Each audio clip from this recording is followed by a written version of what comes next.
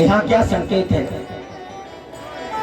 उसी समुद्र मंथन से गौ माता प्रकट हुई और उसी समुद्र मंथन से लक्ष्मी जी प्रकट हुई। और पहले कौन प्रकट हुआ?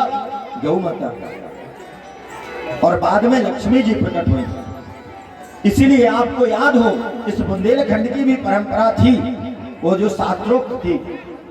दीपावली के एक दिन पहले और प्रातः काल भी गाय के, बैल के, सभी के जो गोचारण करने वाले लोग होते थे, आते थे और गौओं के सींग मढ़े जाते थे, स्नान आदि कराते थे। सुबह गायों को कराते थे ना, सींग मढ़ते थे, गौ माता को सजाते थे, माला पहनाते थे, गेरू इत्यादि लगाते थे।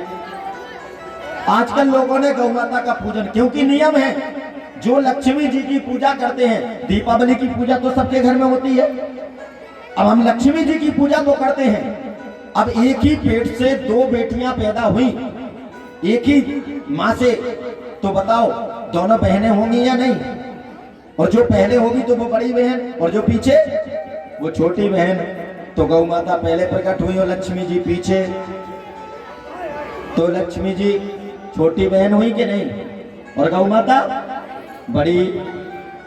दोनों माताएं हमारी बहनें हैं, लक्ष्मी मैया और गौ मैया दोनों बहनें हैं। गौ माता बड़ी है, लक्ष्मी जी छोटी है। और हम लोग लक्ष्मी जी की तो पूजा करते हैं और बड़ी बहन का निरादर करते हैं। अब बताओ, किसी की बड़ी बहन का आप आदर ना करो और छोटी बहन को बुलाओ इज्जत से, तो आएगी क्या? वो नहीं आएगी। इसलिए जिन्हें लक्ष्मी जी की कृपा चाहिए, इसलिए दीपावली पर और प्रातः काल पहले गौ माता की पूजा की जाती है, पूजन किया जाता है। उसके बाद लक्ष्मी जी की पूजा होती है। और प्रतिदिन गौ माता को एक रोटी तो देनी ही है।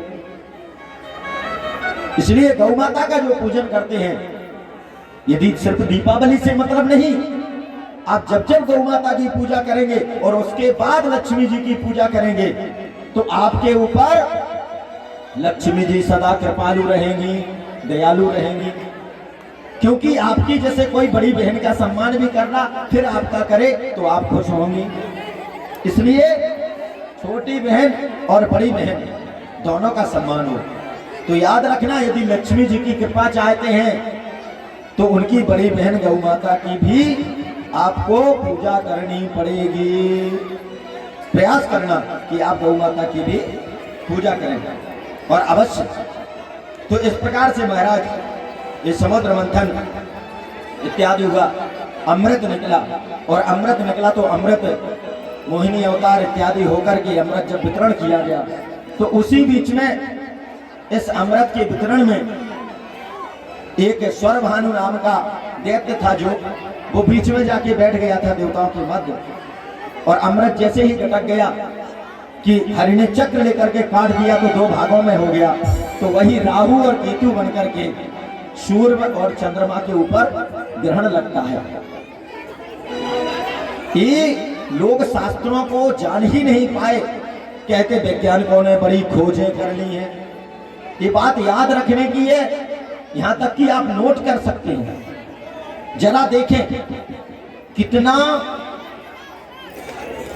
हमारा जो शास्त्र था, ऋषियों का ज्ञान था, उनकी जो परंपरा थी, उन्होंने कितनी बड़ी बात खोज करके उस समय बता दी थी। सदियों वर्ष पहले एक तिथि, ये अंग्रेजी की तारीख तो अंग्रेजों वाली दी है, हमारे यहाँ की जो तारीख है वो तिथि होती है पंचांग के अनुसार। उस समय से सनातन काल से निश्चित है कि अमावस्या के दिन ही सूर्य ग्रहण होगा, पूर्णमासी को ही चंद्र ग्रहण होगा।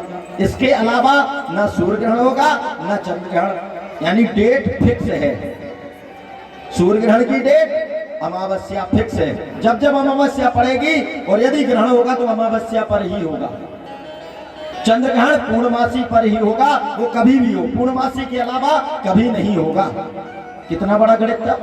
आज वैज्ञानिकों की बड़ी खोज हो गई है। हम चैलेंज करते हैं कि वर्तमान आधुनिक युग में, कहते बड़ी वैज्ञानिकों ने खोज कर दी, कोई एक तारीख निश्चित कर दे कि इसी तारीख में सूर्य ग्रहण पड़ेगा या चंद्र ग्रहण पड़ेगा। बोलो, संभव है? 100 वर्षों के सूर्य ग्रहण चंद्र ग्रहण की सारी जानकारियां हमारे पंचांग लिख देते हैं।